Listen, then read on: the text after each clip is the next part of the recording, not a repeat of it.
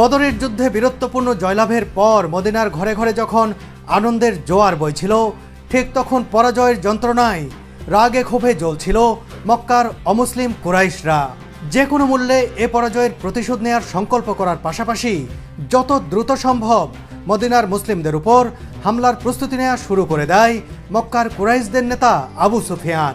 এরই অংশ হিসেবে মুসলমানদের বিরুদ্ধে আরব গোত্রসমূহকে একত্রিত করতে লাগলো সে। বদরের যুদ্ধের এক বছরের মাথায় 625 খ্রিস্টাব্দ তথা 3 হিজরির শাওয়াল মাসে বিশাল বাহিনী নিয়ে মদিনার উদ্দেশ্যে রওনা দেয় অমুসলিম কুরাইশরা।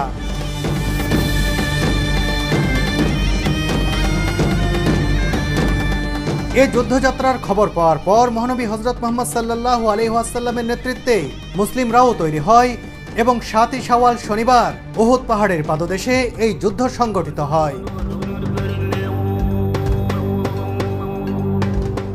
সংখ্যায় কম হওয়া সত্ত্বেও মুসলিমরা প্রথম দিকে সাফল্য লাভ করেছিল এবং মক্কার সৈনিকরা পিছু হটতে বাধ্য হয়। বিজয়ের খুব কাছাকাছি থাকা অবস্থায় মুসলিম বাহিনীর কিছু অংশের ভুল পদক্ষেপের কারণে যুদ্ধের মোড় ঘুরে যায়। হযরত মুহাম্মদ সাল্লাল্লাহু আলাইহি ওয়াসাল্লাম তীরন্দাজদেরকে নির্দেশ দিয়েছিলেন যে ফলাফল যাই হোক না কেন তারা যেন রোমাত পর্বত থেকে সরে না আসে, কিন্তু সেই নির্দেশ অমান্য করে মুসলিমরা বিজয়ী হয়েছে ভেবে তারা অবস্থান ত্যাগ করলে এই সুযোগ নেয় মক্কা বাহিনীর অন্যতম সেনাপতি খালিদ বিন ওয়ালিদ।